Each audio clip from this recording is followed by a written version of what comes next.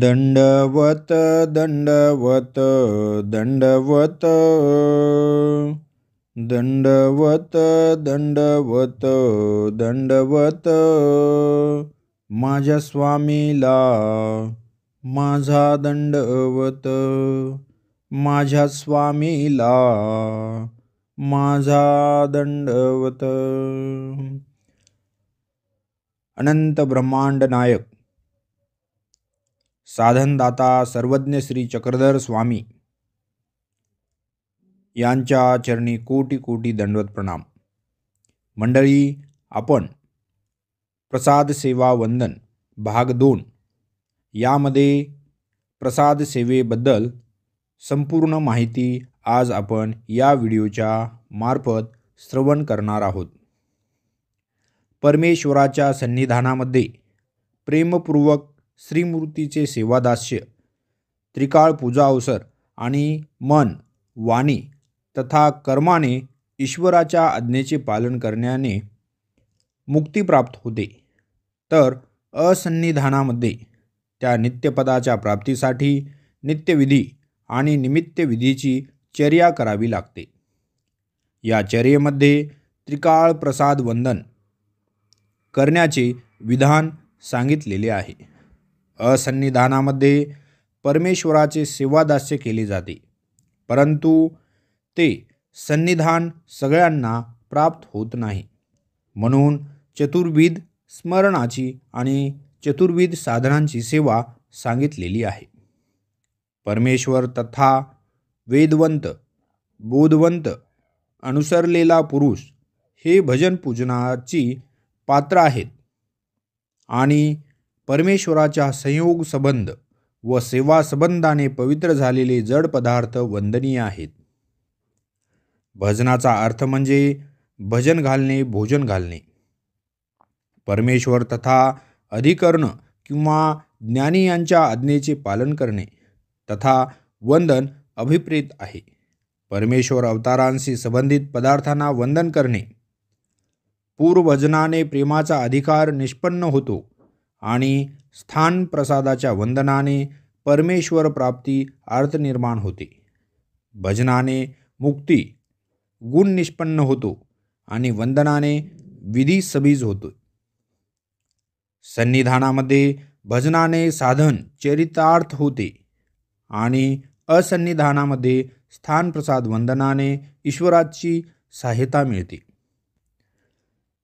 चेतन साधनांच्या प्रती भजन आणि वंदन हे दोन्ही होऊ शकते, परंतु जड साधना प्रती केवळ वंदन शक्य होऊ शकते. स्वामींनी सांगितले आहे की परमेश्वराच्या नामाने म्हणजेच नामस्मरणाने ईश्वराप्रती जो वेद होऊ शकतो, तसाच वेद परमेश्वराशी संबंधित पदार्थापासून होऊ शकतो. अशा प्रकारे भोगरामाचा ओटा आणि पडदणी प्रकाश दर्शनाने झालेली सुखप्राप्ती होते. जेव्हा परमेश्वर स्वरूप वस्तुयुक्त श्रीमूर्तीचा संबंध चेतनाला होतो, तेव्हा त्या जीवाला संबंध दानाचे फळ प्राप्त होते आणि जड प्रपंचाला संयोग झाला तर तो जड पदार्थ पवित्र आणि वंदनीय होतो. जेव्हा परमेश्वर स्वरूप युक्त श्रीमूर्तीचा संबंध चेतनाला होतो, तेव्हा त्या जीवाला संबंध दानाचे फळ प्राप्त होते आणि जड प्रपंचाला संयोग झाला तर जड पदार्थ पवित्र आणि वंदनीय होतो.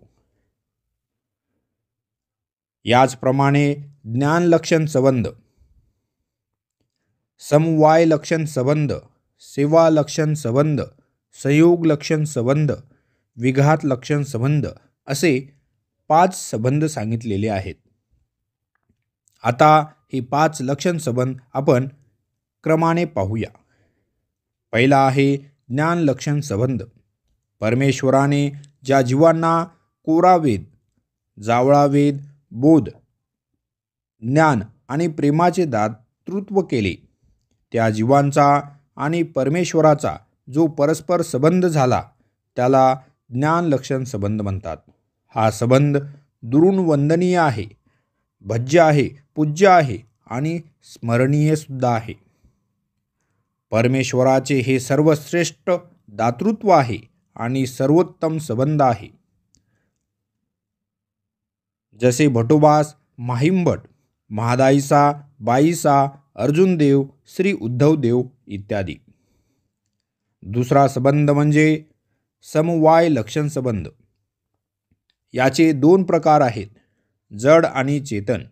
जड पदार्थ श्री मूर्तिनिष्ठ आहेत आणि ते श्री मूर्तीपासून विभाजित झालेले असतात आणि परमेश्वर अवताराने प्रसन्नतेने कोणाला दिले होते अशा पदार्थामध्ये कृपा आणि माया या दोन्ही शक्तीचा निक्षेप असतो. म्हणजेच नख, दाढ, केशकळाप तसेच मायापूरच्या अंगावरील काढलेले चंदनाचा लेप म्हणजेच अनुलेपन. यामध्ये श्रीमूर्तीच्या त्वचेचे परमाणू असतात. हा संबंध पूजनीय, वंदनीय आणि स्मरणीय आहे. आणि चेतन म्हणजेच पुत्र पुत्री हे केवळ स्मरणीय असतात. तिसरे लक्षण संबंध म्हणजे संयोग लक्षण संबंध. ज्या वस्तूंना उभय दृश्य परमेश्वर अवताराच्या भीतरील स्वरूपासहित मायापूरचा संयोग आणि संबंध झाला त्या वस्तू संयोग लक्षण संबंधांतर्गत येतात. म्हणजेच फुटा, दुटी, मंचक, आरती इत्यादी. ज्या वस्तूंना परमेश्वर अवताराने संबंध दिला, ज्या वस्तूंना परमेश्वर अवताराचा संबंध झाला असेल त्या सर्व वस्तू नमस्करणीय आहेत. जशा वस्तू प्रसन्नतापूर्वक कोणाला दिली असेल तो प्रसाद होय. त्यात कृपाशक्ती प्रधान आणि मायाशक्ती अनुषंगिक असते आणि प्रसन्नता धर्म विद्यमान असतो. अशा जड वस्तू पूजनीय, वंदनीय म्हणजेच स्मरणीय सुद्धा असतात. चौथा लक्षण संबंध म्हणजे सेवा लक्षण संबंध. ज्या वस्तू परमेश्वर अवताराच्या पंच ज्ञानेंद्रियाच्या माध्यमातून प्रत्यक्ष अथवा अप्रत्यक्षपणे म्हणजेच स्पर्श होऊन किंवा विनास्पर्श न होता त्या उपयोगी आलेल्या आहेत, त्या परमेश्वराच्या उपयोगात आलेल्या आहेत, अशा त्या सेवालक्षण संबंध अंतर्गत येतात. अप्रत्यक्षमध्ये म्हणजेच परमेश्वर अवतार विहरणाला गेले असता एखाद्या वृक्षाच्या सावलीत उभे राहतात आणि त्या वृक्षाचे अवलोकन करतात, किंवा श्री गोविंद प्रभू बाबांनी विहिरीमध्ये डोकावून आपले प्रतिबिंब पाहिले. वस्तू केवळ स्मरणीय आहेत. ज्या वस्तू प्रत्यक्षपणे उपयोगी आल्या त्या वंदनीय, पूजनीय आणि स्मरणीय आहेत. अशा वस्तू म्हणजे अंगी, टोपरे, उफाणणो, बंडी, टोपरे म्हणजेच पादत्राण इत्यादी आहेत. मंडळी, आता आपण पाचवे विघात लक्षण संबंध पाहणार आहोत. यामध्ये मायापूरला छेद झाला अथवा वार प्रहार केला असेल त्या वस्तू विघात लक्षण संबंधामध्ये येतात. विघात करणाऱ्या वस्तूमध्ये सामर्थ्य निक्षेप होत नाही. भटोबासांचे चौरीदंड, भगवान श्रीकृष्णांचे सुदर्शन चक्र, जर परमेश्वर अवताराने आपल्या श्रीकर अथवा श्रीचरणाने कोणावर वार केला असेल तर त्या जीवाला संबंधदानाचे फळ मिळते. म्हणजेच कंशवध. असे संबंध स्मरणीय असतात. ज्या वस्तूने अगाध वार केला त्या स्मरणीय, वंदनीय आणि पूजनीय आहेत. परमेश्वर अवतार संबंधित स्थान आणि प्रसाद. संयोग लक्षण संबंध व सेवा लक्षण संबंध यामध्ये स्थान आणि प्रसाद ही साधने येतात. स्थान म्हणजेच उभय दृश्य अवताराच्या ज्या जड पदार्थ अथवा स्थान विशेष यांच्यासह संबंध झाल्यास तेथे दोन सामर्थ्य निक्षेपित होतात. माया सामर्थ्य म्हणजेच शक्ती आणि कृपाशक्ती स्थानामध्ये मायाशक्ती प्रधान आणि कृपाशक्ती अनुषंगिक असते. परंतु ज्या स्थानावर परमेश्वराचा विशेष मनोधर्म असल्यास अथवा जेथे उभयदृश्य अवताराने जास्त दिवस वास्तव्य केले असेल तेथे कृपाशक्ती प्रधान आणि मायाशक्ती अनुषंगिक असते.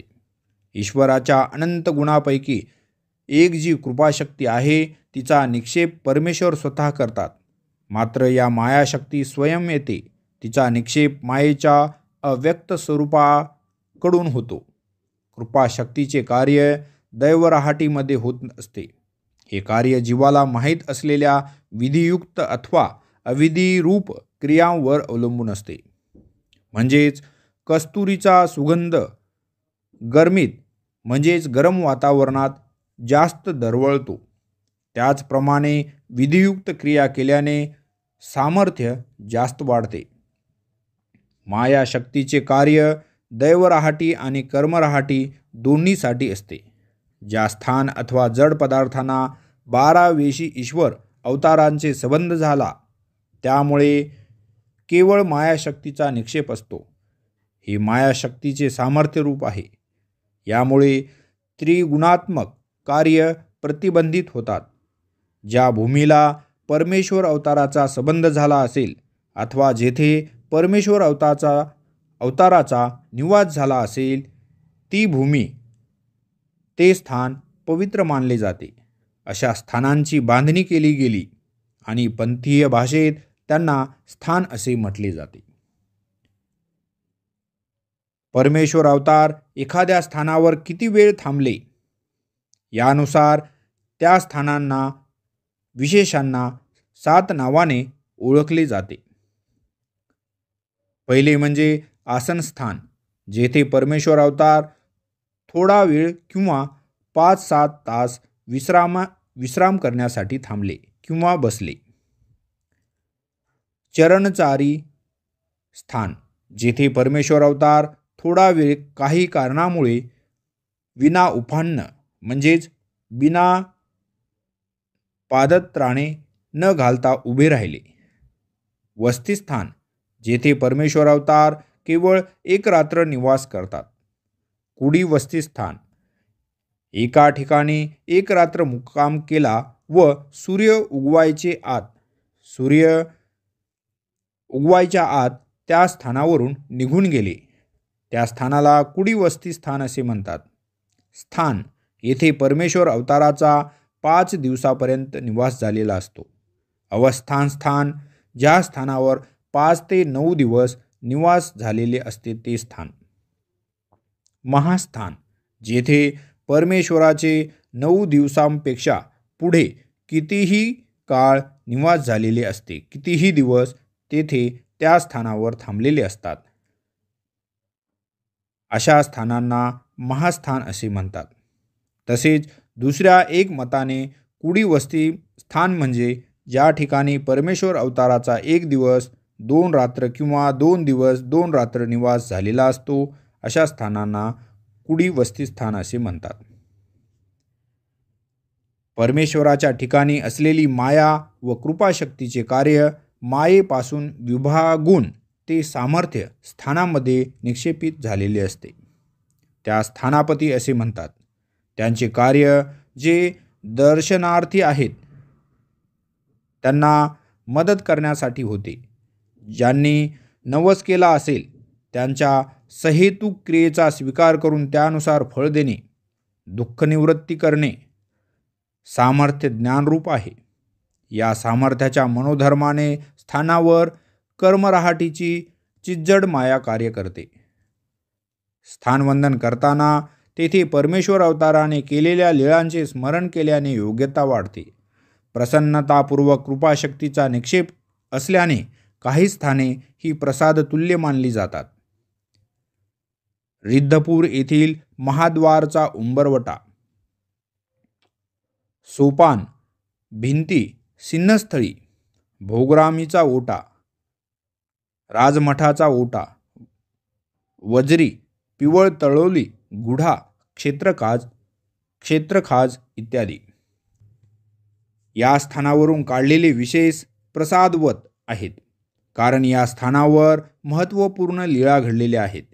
स्थानापतीचे सामर्थ्य केवळ स्थानाच्या आसपास कार्य करते, तेथून विभागून दूरवर कार्य करत नाही. ते कार्य चिज्जड, माया अथवा ओळगणी करते. श्री गोविंद प्रभू बाबांच्या महाप्रयाणानंतर आचार्य श्री नागदेव सर्वज्ञ श्री चक्रधर स्वामींच्या श्री चरण स्पर्शित स्थानांना वंदन करण्यासाठी गंगातीरी आलेले होते. याच क्रमाने आपल्या शिष्यमंडळीसहित डोमेग्रामला आले.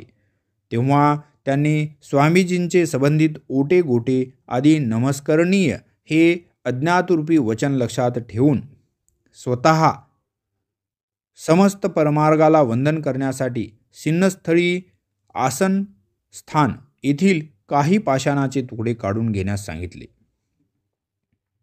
त्यावेळी डोमेग्रामचा राजमठ काष्टाचा होता. आचार्यांनी एका सुताराला बोलावून राजमठाचे दक्षिणाभिमुख मुख्यद्वाराचा उंबरवठा कापून एक मोठा तथा 2 छोटे पात्र तयार करून घेतले. बाकी राहिलेले काष्टाचे जे छोटे तुकडे होते त्यांचे मणी तयार करून नमस्कार करण्यासाठी परिवारातील सर्वांना दिले. मोठे पात्र वंदन करण्यासाठी आचार्यांनी स्वतःजवळ ठेवले, ज्यामध्ये त्यांनी श्री प्रभूंच्या संबंधित वस्तू ठेवल्या होत्या. तेव्हापासून पाषाण व काष्टांचे तुकडे यांना विशेष ही संज्ञा प्राप्त झालेली आहे. आचार्य श्री नागदेवांकडे काष्ट व पाषाणांचे विशेष तर होतेच, परंतु संबंधित वस्त्र नव्हते. म्हणून वस्त्र घेण्यासाठी ते सुरेगावला इंद्रभटांना भेटायला गेले. इंद्रभटांना स्वामींनी फुटाप्रसाद रूपाने दिलेला होता, तो म्हणजे खडकुली या स्थानावर. भटोबासांच्या आग्रहामुळे इंद्रभटांनी त्या फुटाचा अर्धा भाग त्यांना दिला आणि अर्धा भाग स्वतःजवळ ठेवला. पुढे तो अर्धा भाग पण परमार्गात आला. तेव्हा परमार्गाला भटमार्ग असे संबोधले जात होते. जी वस्तू प्रसन्न होऊन परमेश्वर अवताराने कोणाला दिली त्याला प्रसाद म्हणतात. तो फुटा स्वामींनी प्रसन्न होऊन इंद्रभटांना प्रदान केलेला होता, म्हणून त्याला प्रसाद म्हणतात. स्वामींचे अन्य वस्त्र ज्यांच्याकडे होते त्यांनीही ते वस्त्र प्रसन्नतापूर्वक भटोबासांना दिले. देवता प्रतिमांची पूजा करीत राहिले तर तेथे देवतांचे सामर्थ्य विद्यमान असते. पूजा करणे जर बंद झाले तर काही दिवस वाट पाहून नंतर ते सामर्थ्य निघून जाते. ती प्रतिमा अथवा पाषाण सामर्थ्यरहित होतात. परंतु परमेश्वर अवताराच्या श्रीचरणांकित पदार्थामध्ये पूजा केली जात नसली तरी ते सामर्थ्य सृष्टीसंहारापर्यंत विद्यमान असते. ते जात नाही, म्हणून त्यांना विशेष नाम संज्ञा दिली जाते. नंतरच्या काळात संबंधित पाषाण आणि काष्टांच्या मूर्ती बनविल्या गेल्या. आपल्या भावनेनुसार त्या विशेषांना विभिन्न आकार आणि आकृती दिली गेली. म्हणजेच ओटा, खांब, पान, भवरी, शेवण, कळसी, माचोळी इत्यादी. ते आकृतीयुक्त विशेष परंपरागत रूपात आजही पूजेच्या पेटीमध्ये असून वंदन करण्यासाठी उपलब्ध आहेत. आकार आणि आकृती देण्याची परंपरा वर्तमान काळातही वापरली जाते. प्रसन्नता नावाचा धर्म परमेश्वराचाच असतो. उभयदर्शी परमेश्वर अवतार कोणत्याही व्यक्त प्रापंचिक जड पदार्थामध्ये म्हणजेच स्थान यव वस्त्रादीमध्ये पहिले आपला मनोधर्म धारण करतात, मग आपला संबंध देतात आणि आपल्या स्वरूप आश्रित कृपाशक्तीचा निक्षेप करतात. म्हणून संबंध वंदनीय आहे. पैठणच्या सारंग पंडितांनी एकदा 2 पासवडी खरेदी केलेल्या होत्या. एक उत्तम प्रकारची पासवडी होती आणि ती स्वामींसाठी आणि त्यापेक्षा कमी प्रतीची स्वतःसाठी घेतलेली होती. त्यांनी विचार केला की उत्तम प्रकारची जी पासवडी होती ती स्वामींना अर्पण करू आणि कमी प्रतीची जी पासवडी होती ती स्वामींकडून प्रसाद रूपाने स्वतःसाठी घेऊन घेऊ. सारंग पंडितांनी बाईसांग करवी उपहार तयार केला. उपहार तयार झाल्यावर जी पासवडी सारंग पंडितांनी स्वतःसाठी आणली होती ती पासवडीचे स्वामींसाठी आसन तयार केले. स्वामी त्यावर आसनस्थ झाले. सारंग पंडितांनी चांगल्या प्रकारची पासवडी स्वामींची पूजा अर्चा केली आणि उत्तम प्रकारची पासवडी स्वामींना अर्पण केली. स्वामींच्या आरोग्याची तयारी झाली.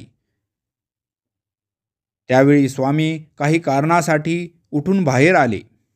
तेवढ्यात सारंग पंडितांनी ज्या पासवडीचे आसन तयार केले होते ती पासवडी उचलून घेतली. स्वामी परत आल्यावर आसन घातलेली पासवडीबद्दल विचारतात तेव्हा सारंग पंडित त्यांना म्हणतात, मी 2 पासवडी आणल्या होत्या.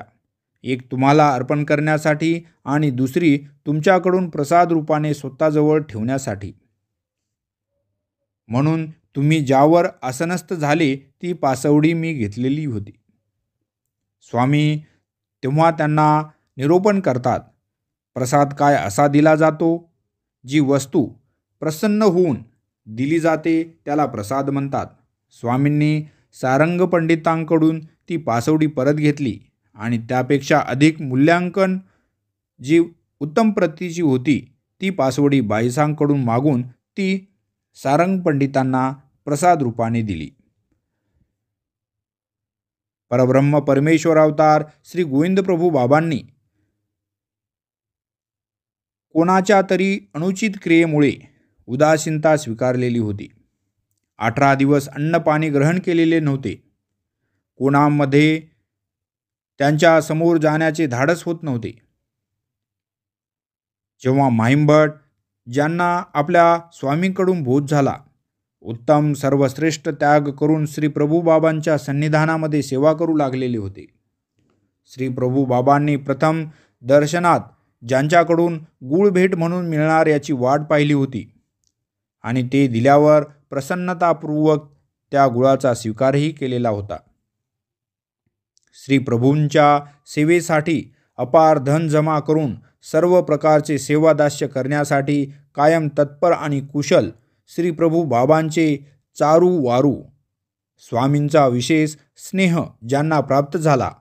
एवढेच नाही तर ज्यांच्या येण्याने सर्वज्ञ श्री चक्रधर स्वामींची उत्तरपंथे विजय करण्याची प्रवृत्ती भंगू शकली असती, असे माहिमभट श्री प्रभू बाबांच्या सन्निधानी होते.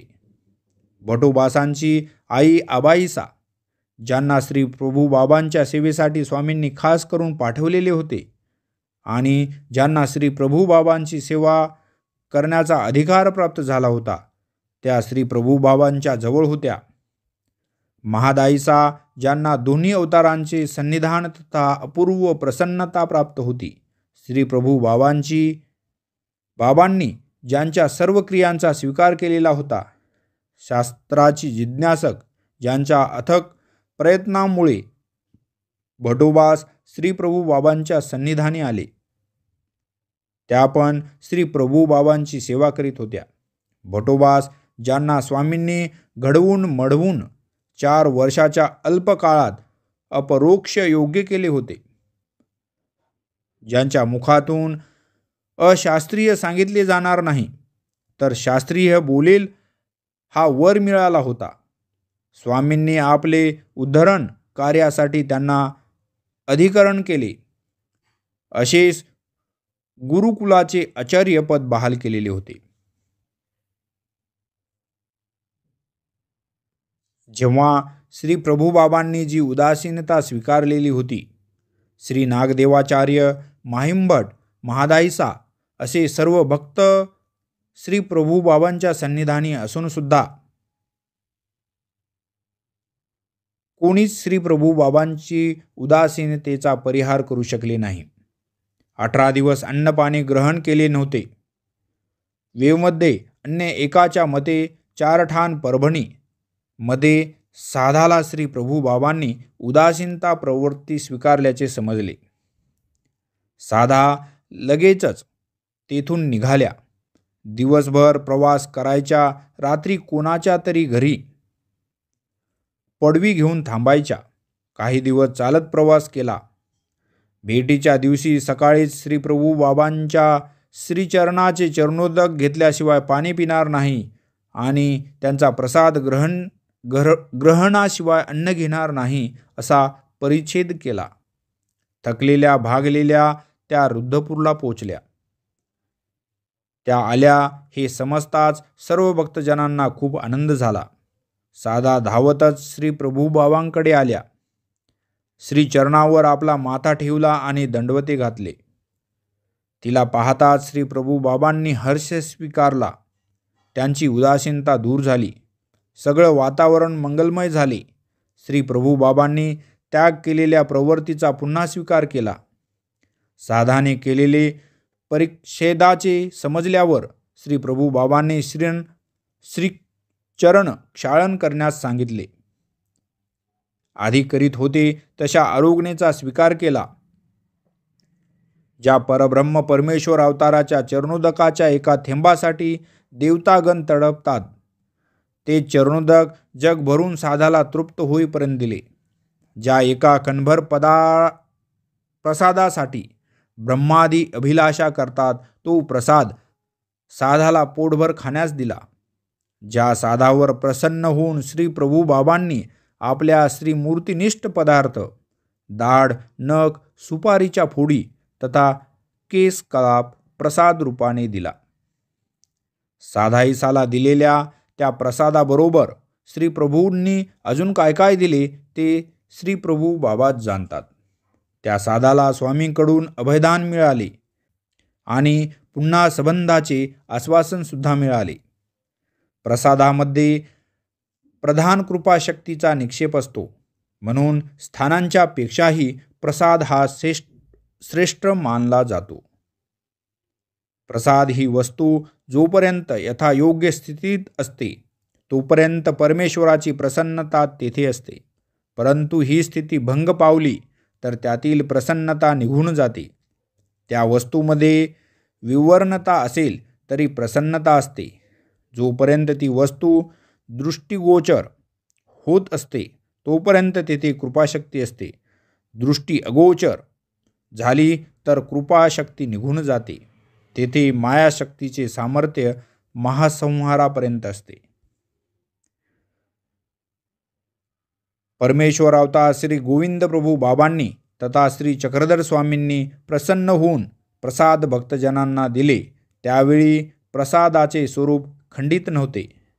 असन्निधानामध्ये श्री नागदेवाचार्य काळापासून प्रसादिक वस्तू तथा वस्त्रांचे तुकडे केले गेले आणि वंदन करण्यासाठी धर्म अनुयायांमध्ये वाटून दिले. पुढे चालून या विभाजित वस्तूंना सुरक्षित ठेवण्यासाठी एक विशिष्ट पद्धतीचा अवलंब केला गेला. त्याला प्रसाद बांधणी असे म्हणतात. अजूनही ही पद्धत प्रचलित आहे. कापडाला दुमड घालून एक विशिष्ट लेप आवरणाच्या मदतीने पुठ्ठे तयार केलेले आहेत. अशा एक पुठ्ठ्यावर प्रसादिक वस्तूंचे तुकडे ठेवून त्यावर रेशमी धाग्यांनी बारीक जाळी तयार केलेली आहे. अशा प्रकारे प्रसादिक वस्तूंचे रक्षण केले जाते. त्या प्रसादिक वस्तूंच्या पुठ्ठ्यासोबत एक रिक्त पुठ्ठा ठेवला जातो. एका रेशमी वस्त्राने बांधले जाते. काही काळानंतर जर ती रेशमी धाग्यांची जाळी जीर्ण झाली तर नवीन जाळी तयार करून बांधणी केली जाते. मंडळी, हा होता प्रसाद सेवा भाग 2. उर्वरित माहिती आपण प्रसाद सेवा भाग 3 या भागामध्ये पाहणार आहोत. जर हा व्हिडिओ तुम्हाला आवडला असेल तर या व्हिडिओला लाईक करा, शेअर करायला विसरू नका. भेटत जाऊ आपण पुढच्या भागामध्ये. तोपर्यंत पुन्हा तुम्हा सर्वांना राम फाजगेचा सादर दंडवत प्रणाम.